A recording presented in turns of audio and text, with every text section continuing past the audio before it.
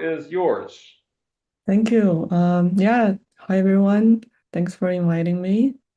I think today I'm gonna talk about this two projects, which together I titled New Perspectives on Harnessing Foundation Models for Robot Learning. And foundation models or large pre-trained models we've been seeing are getting more and more capable. I don't know about people in Mila, but at Stanford, foundation models is all we talk about these days. And they start from probably language models, really big image models, and these days they're covering even more things. For ChatGPT, like language vision, reasoning, and to SAM, which does great image or video segmentation. I don't know if you see the video here. And then we went from even more detailed generalizing to in the wild inputs like point tracking, and which is from, I hope they can see this video, to multi-view stereo reconstruction, which is estimating 3D or depth from just image inputs. So the common thing about these models is that they're trained on millions or even billions of data. They are either web scale, web and text data or synthetic data that are generated to such a scale that it can even generalize to real world in the wild inputs. Looking at these models as roboticists, they're of course very appealing to us because in comparison to these fields, robotics is such a low data regime field because robot data are really expensive. This is both in simulation and in real world. Both have their own problems such as asset creation, really long compute hours, or just really high labor and hardware cost if you want to say teleoperate robots in the real world. This is a really impressive example from the recent Aloha project. This bimanual robot system, they can do this really cool task of tying shoelaces. Although this demo is cool, you can see that in the paper they reported a only 70% success rate, or even 40 if you increase the task difficulty, but at the cost of 5,000 demonstrations. This is a lot of demonstration for this just one task, and it's one shoe. I'm not even sure you can do two shoes. And if you've used these teleoperation systems before, you'll know that it's quite slow and it's very hard to teleoperate. So a natural question for us now is how to leverage these foundation models for robotics. This is, it has been going on for a while. I think the earliest attempt I know is around 2022, where this Google robotics team first proposed to use language models as a high-level planner. And it can do task reasoning and have a low-level robot skill extractor to execute these tasks. And it's been around 2 years since, and I myself have worked on similar problems. And the two projects I'll be going to talk about here is basically trying to come up with new ways of incorporating these models to robotics tasks. The first one is called RoCo. It's using language models for multi-robot collaboration, where we use it as a communication channel to facilitate a lot of multi-agent tasks. The second one takes a quite different approach. It handles this real-to-sim problem, where we show that both language models and the pre-trained vision models are pretty great at reconstructing particulate objects. I will start with the first one and maybe leave a little bit of time in between for questions and discussions. The first one called RoCo. This is collaborating with Shreya and Shuran. We used to be at Columbia, but now at Stanford. Let's start with motivation. So why are we studying multi-robot collaboration? This is, we think, a particularly hard problem. It's both appealing because with more than one robot, you can just do so many more tasks. You see these three robots collaborating to opening up cabinets and take out objects, or this human and a robot collaborating to do things that some are better suited for robots and some are better suited for humans. So you don't have to teach robot all the necessary skills to complete complex tasks. But there's a lot of challenges once you bump from one robot to multiple robots. For example, if we have this is a toy-ish task of making a sandwich together, the robot and the human must allocate the task first. You make sure you don't reach for the same food or ingredients. They also have to coordinate on a lower level to make sure they don't collide into each other. And we want to have a little bit of adaptation ability so that if we want to switch to a vegetarian sandwich, you would have the same system, hopefully not change too much to do the same task. And this is why we think language models are great for facilitating such collaborations. And around the time of this project, we're already seeing a lot of projects that use language models purely as agents or collaborating via dialogue. And it have shown that language models, by just discussing with each other, they can improve on their reasoning abilities and come up with an even better solution than just one model thinking on its own.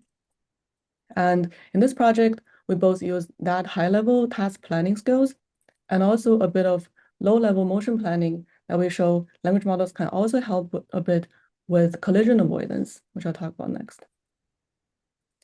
Here's a overview of our approach.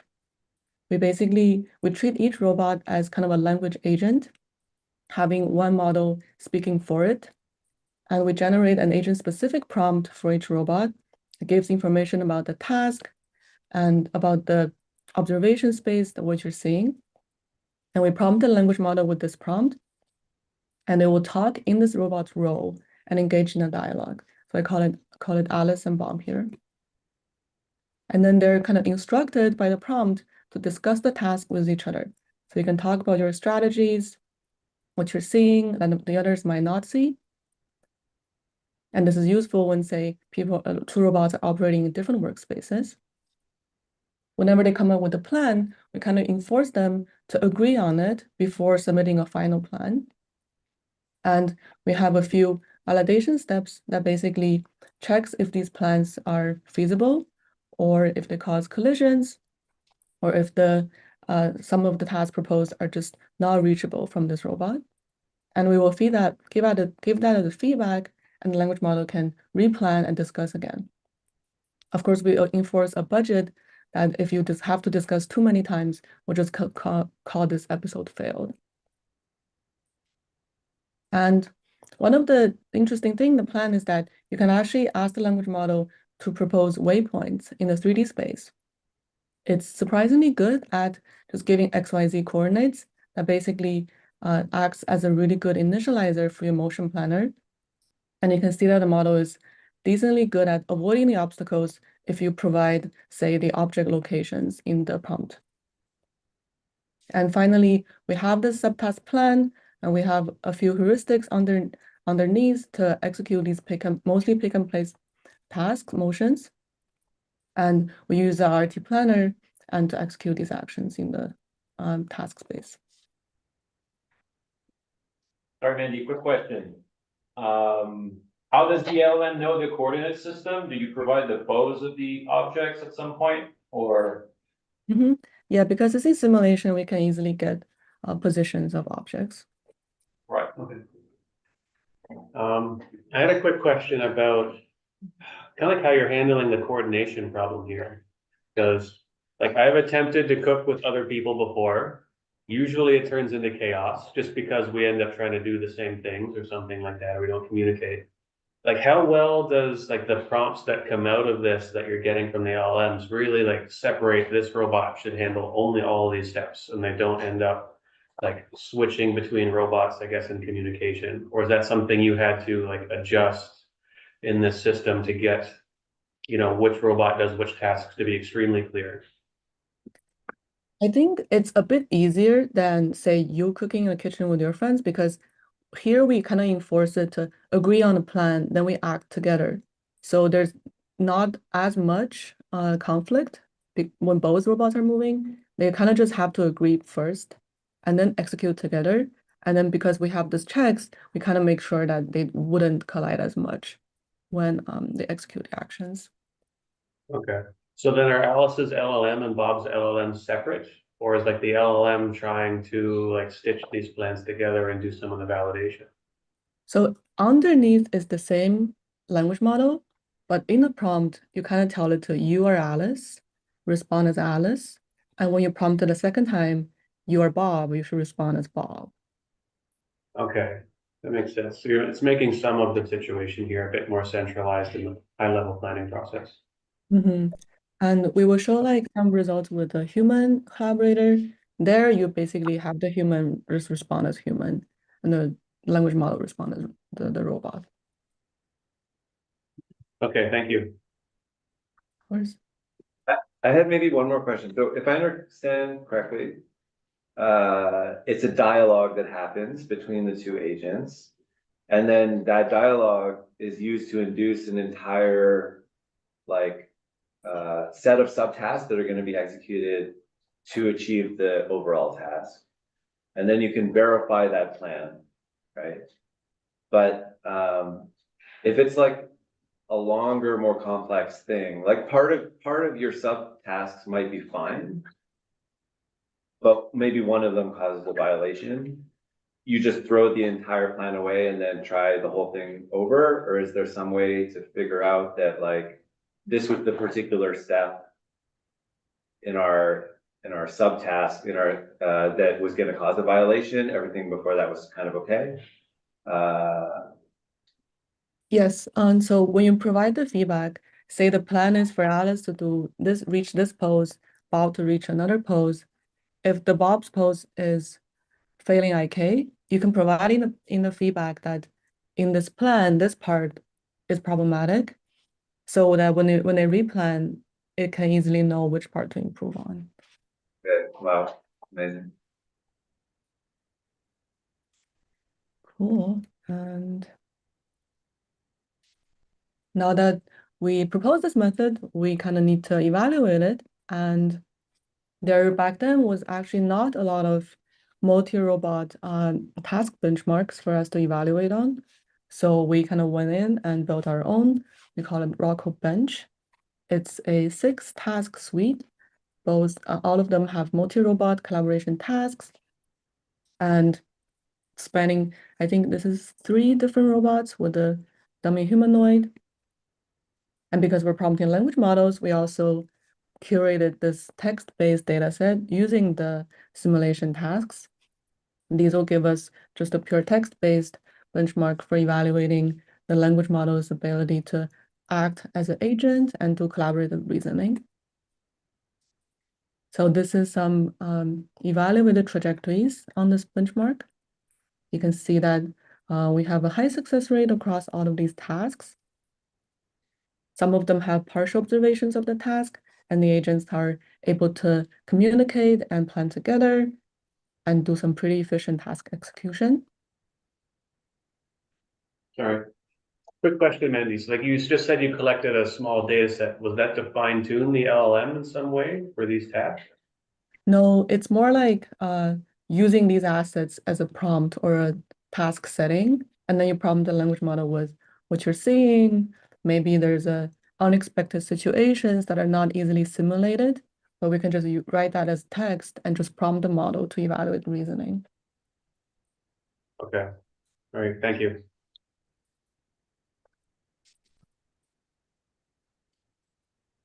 And yeah, I think one of the coolest thing about using language model in this setting is that it's much better at adaptation than these, say, end-to-end methods. This is again the mixed sandwich task. We can see that it's able to, same model without fine-tuning, can adapt to, say, different object initializations. Different object could be initialized at different positions, closer or farther away from each robot, and it knows which are the feasible ones to pick up. And it also adapts to different task goals. We basically specify this sandwich recipe versus a different kind of recipe, and this requires no adaptation to do a new sandwich. And it also has a nice sense of different capability constraints. For example, if you put something closer to the UR5 versus the humanoid, it knows nicely which one to pick and which one to avoid. And here is some of our real world experiments. This is to show that the system can both do multi-robot and do human-robot collaboration. Because here only the UR5 is controlled by the language model, and the human is basically just a user standing next to it. And you can see that kind of pick this task because lots of these pick and place from a small cup is quite hard for the robot to execute nicely. So the human does this part, and the robot just does the easier part of putting things into the bin. And this is not simulation because so that we need to run like a object detection model to provide the positions of these objects. And then we translate that into the prompt, same prompting system. Maybe I'll play this one more time.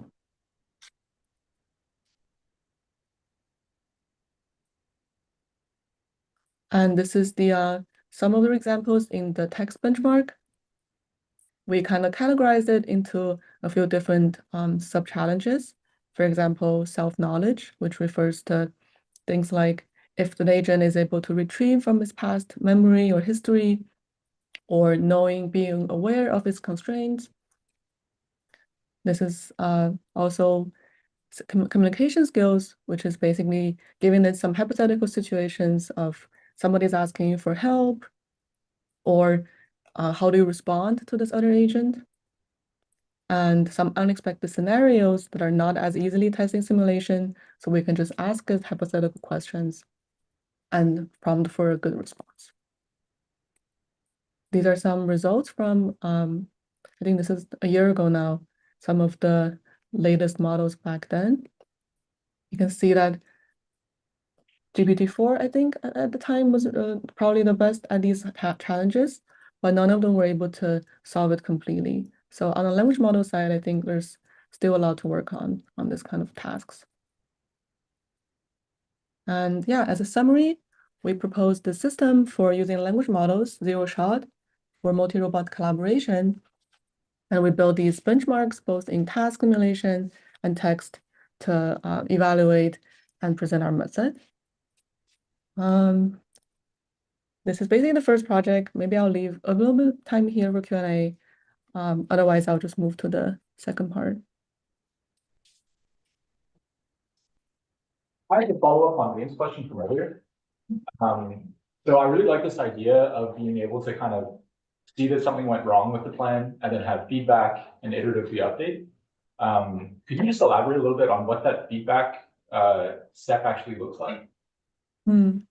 It's a long curated prompt. I think I remember it's sections and sections of different things, like say collision, IK, I think reachability, which is basically a lot of heuristics underneath, where I wrote heuristics for taking some objects in simulation, comparing its position with, say, the gripper position, or this robot's position with other robots.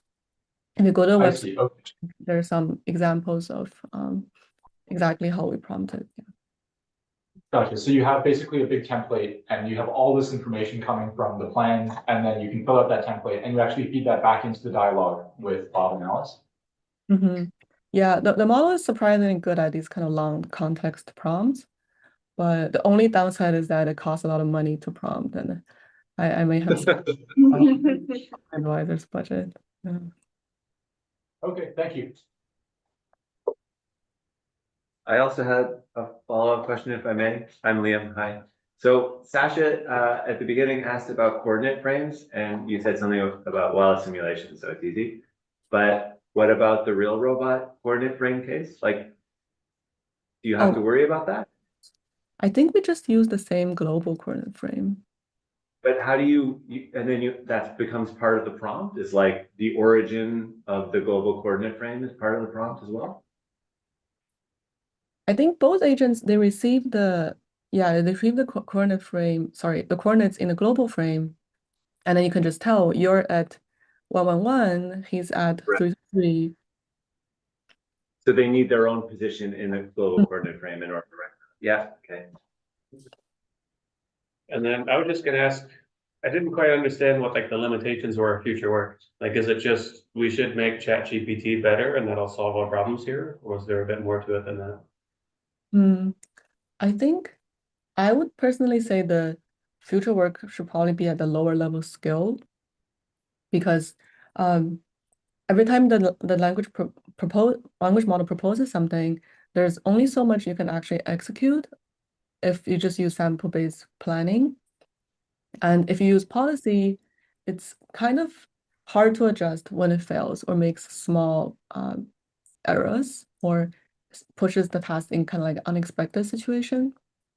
So I think probably using a bit more flexible or robust learning-based policy would help. And also, maybe I think this goes back to one of the earlier questions that maybe we can try to achieve more dynamic movements so that we don't have to wait until the action is agreed upon to execute. This is quite slow. It will be really nice if it's both robots moving and then you sort of synchronize or desynchronize the time step in some way that you can get like much faster execution. Makes sense. Thank you. Of course. Yeah, I guess I'll move on to the next part. I hope I'm doing good on time. So, I think one of the most unsatisfying thing for me in the RoCo project is that all of the models were zero shot. Although we did this iterative dialogue prompting, it did give the agents more chances to replan and correct, but there's not a lot of guarantee that it would always succeed. So in this project, we call it real to code. This is a slightly different problem. But for me, the biggest change was probably trying to actually adapt and fine-tune these foundation models and to make them work a lot more reliably. And let's start a bit with my motivation. I'm not sure if everybody is on board with this real to sim idea, so I'll try to pitch a little bit first. So in robotics, a lot of robot learning tasks are basically the ultimate goal is to generalize to a new task, to new scenarios. And for these like learning-based, say, sim to real or real to real methods, it just costs a lot of unknowingly amount of data or robot experience to generalize. For example, if you simply just want to generalize to, say, a new cabinet, you want to open these doors. If you do either behavior cloning or reinforcement learning, it's very hard to scale up. You will have to collect thousands and thousands of cabinets and train your robot or teleoperate your robot on them. And then it's still a bit unclear how many cabinets, exactly what kind, what colors do you need to generalize to this new cabinet. And that's why I think real to sim is really promising because it takes a sort of a different approach. It basically asks for a model level generalization, where the model here is basically world model or object model. Because when you can do real to sim, you're basically importing the object into simulation. And if you can do that well enough, you can just plan or train your policy in simulation and generalize back to the real world. This basically frees you up from the requirement of collecting a lot of cabinets. You just have to only do really well at one cabinet. But it also kind of lets you use a lot of techniques or methods from other domains like vision or language, which there's a lot of more training data or pre-trained capabilities that we can harvest. And in particular, articulate objects are really interesting. These are objects that have just essentially moving parts. Cabinets, doors, microwaves, they're just ubiquitous in our household environments, but they're just much more challenging than simple rigid objects that you can just grasp or reorient it or pick and place. So, and to create the simulated copies of articulated objects, we need both geometry and articulation. Geometry is basically reconstructing the shape of the parts. This is not just reconstructing, but you also kind of need to segment it first without much prior knowledge.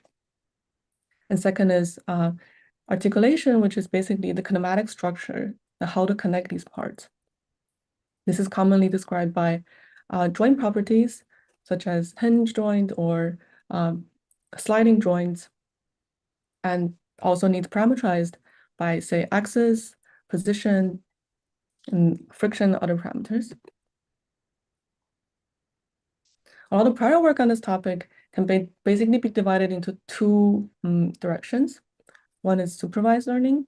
Basically, so for example, like Dito, they use a data set of synthetic data, synthetic objects, and train an end-to-end model that takes, say, a point cloud as input and just segment out the parts and predicts the joints, all with the same learned model, and it can generalize to new objects reasonably. A second is more an optimization, self-supervised approach, where it basically takes observations of an object and look for motion cues that basically optimizes for a joint or a shape that can match this movement.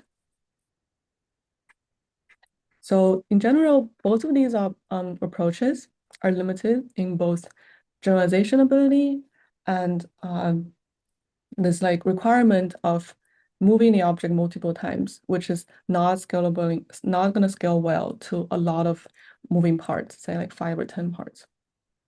And another big reason for this lack of generalization ability is that we only have not a lot of synthetic objects.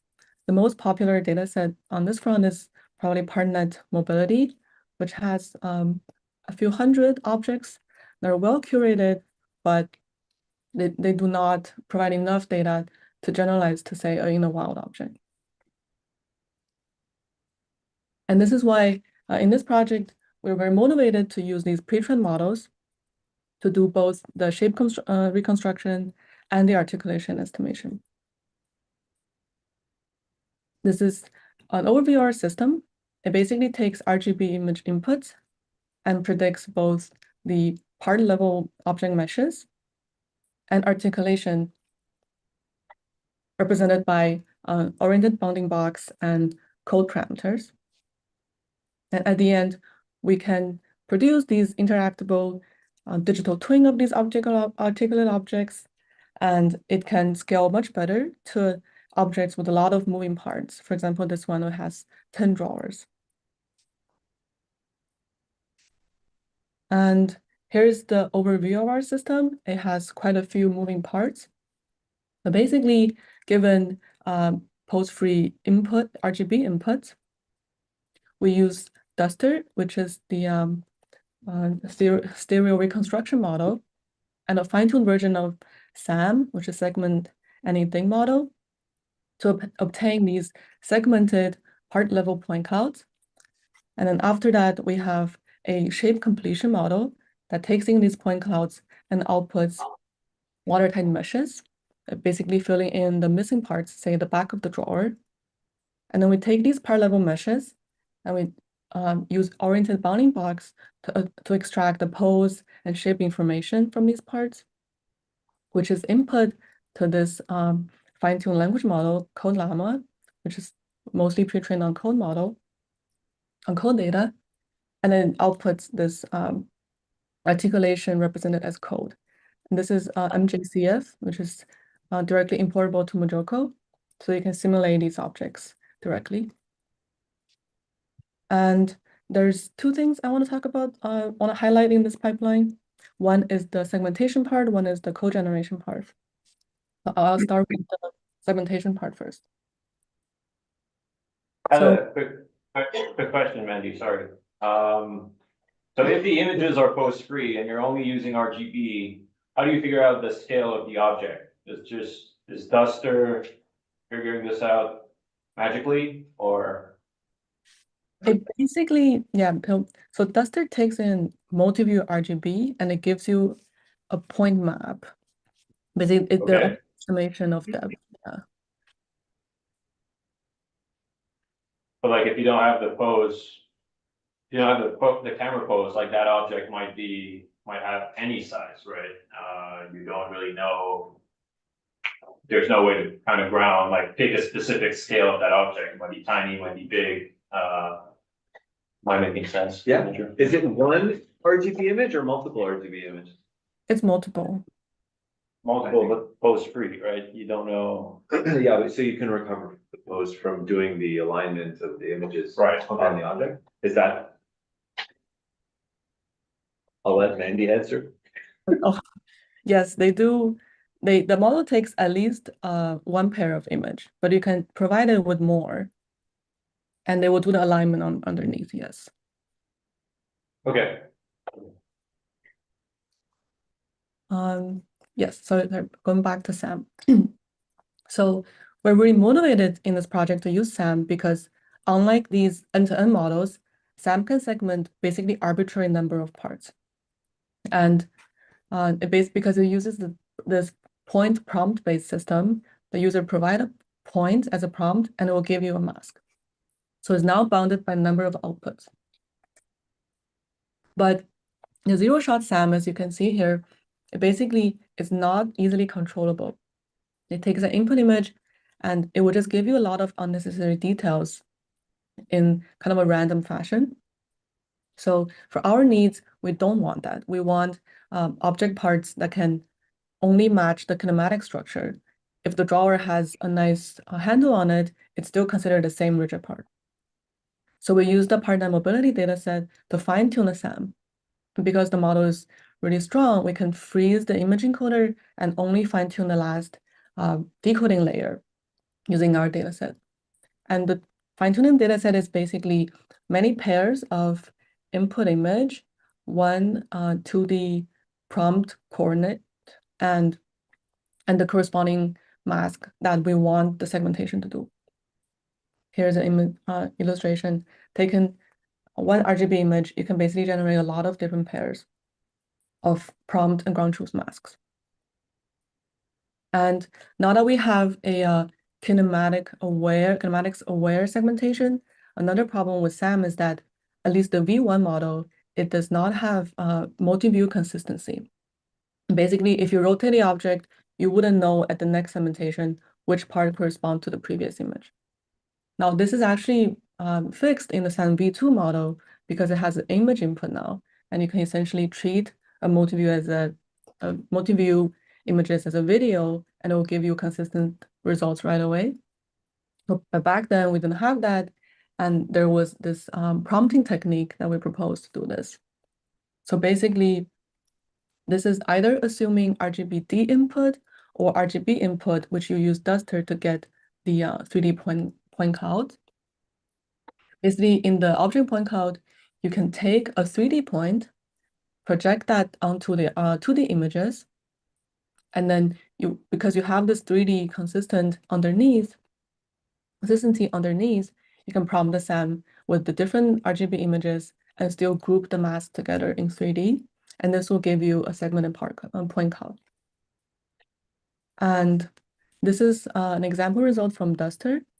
It's only given, I think, 10-ish RGB images. This is taken one of the cabinets in the lab. And this small thing here is visualizing the input images. And you can see that it can do really well on the object surfaces of the cabinet. It basically constructs a nice flat surface on the top and side. But because it's a learned model, I don't think it has seen a lot of inside of drawers. So you can see that the inside, say the back side of the drawer, it gets a bit messy point clouds.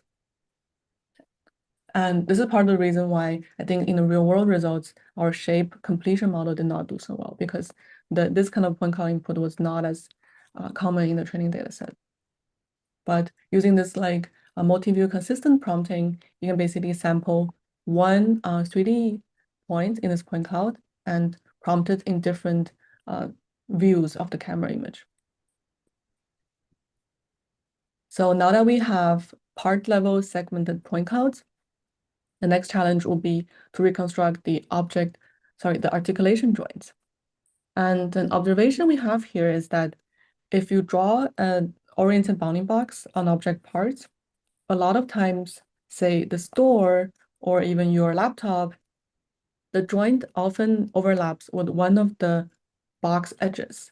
So for example, this hinge here, if you draw the door is a really nice box already, the joint is actually already aligning with one of the edges. The nice thing about bounding boxes is that it provides numerical numbers for the object part positions and poses.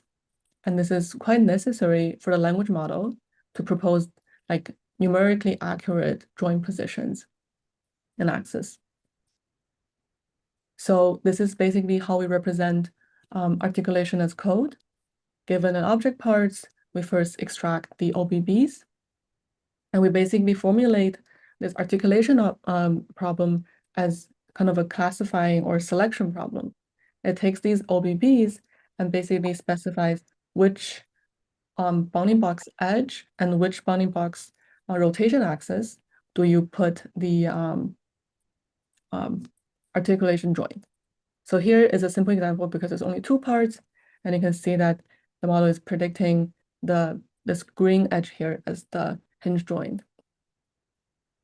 And this code snippet is kind of highly optimized because I basically pre-processed the original code data into really dense MJCF file, which is Python-like, and having these kind of helper functions that the model does not have to predict, that just parses lines and lines of code and adds the joint into the object structure.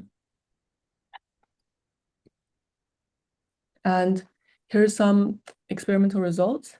There's 2 tables. One is for shape reconstruction. You can see that compared to prior methods, we do really well, especially at these like multi-part 2 or 4, even up to 10-ish objects, because our segmentation method is much more scalable to like a lot more parts.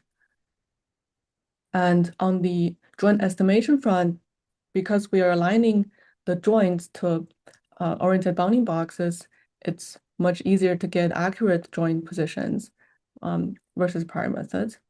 And for the optimization-based methods, because they're basically self-supervised to look at motion cues, if you give it a lot of moving parts, the optimization process kind of explodes, and that's why you see Paris fails on a lot of these objects on the rightmost column. And here are some qualitative results. These are again from the PartNet objects. And we can see that comparing to ground truth and comparing to prior methods, everybody kind of does decently well on the 2-part laptop objects. But when you go up to 3 or more parts, real-to-code can do a lot better at reconstructing these. And here are more results on the in-the-wild real objects. Cabinets, mostly cabinets. I think I've looked for all the cabinets I can find in the lab or in my lab mates' homes. And you can see that because these point cloud or segment point cloud is a bit less good, the reconstructed shape is also not as optimal as the previous one. So in here, I think an interesting next step would be using more like assuming more RGB inputs and maybe using a NeRF-like method to extract a lot better meshes that don't rely on this shape completion model to generalize.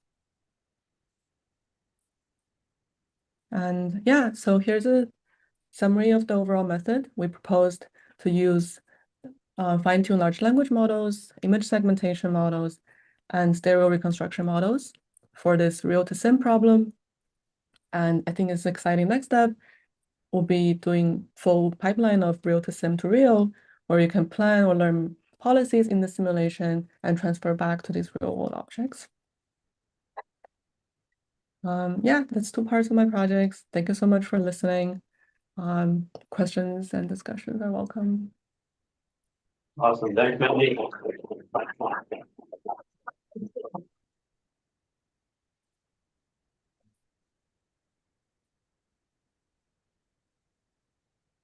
Questions? I have one.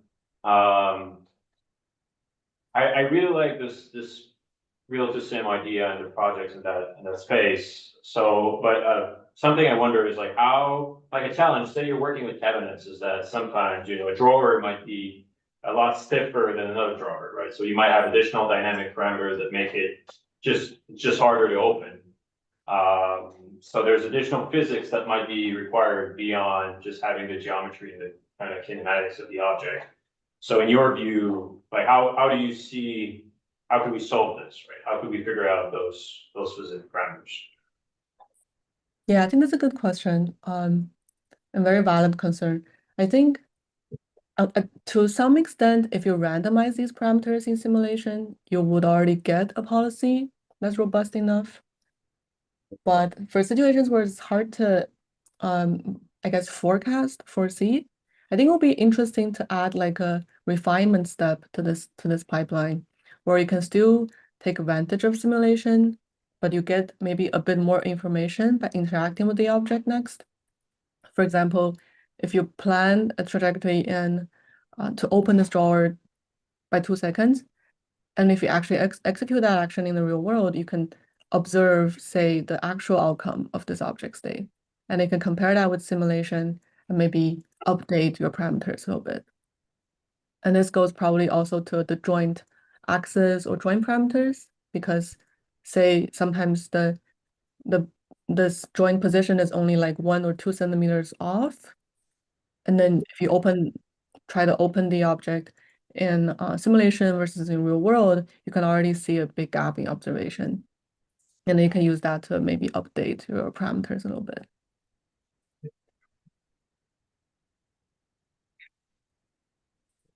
Do you think it would be possible to actually like explicitly model that uncertainty and then use it to like randomize over the objects in simulation? Like, would there be a probabilistic version of it?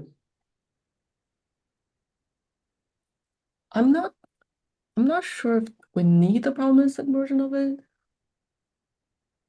It's kind of like just training domain randomized agents or policies, maybe specify range of parameters.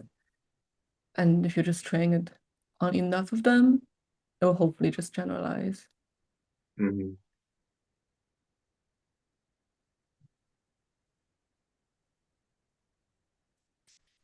Awesome. Thank you, Mandy. Thanks so much. Thank you. We're big fans of the RoCo work. I've seen that previously. So yeah, congrats. Well, thank you. Yeah, feel free to reach out or maybe connect offline if you're interested. Great. Happy to discuss more ideas and questions. Cool. We'll say hi to Shuran for me. Well, Okay. Thanks. Bye. Ciao. So, okay.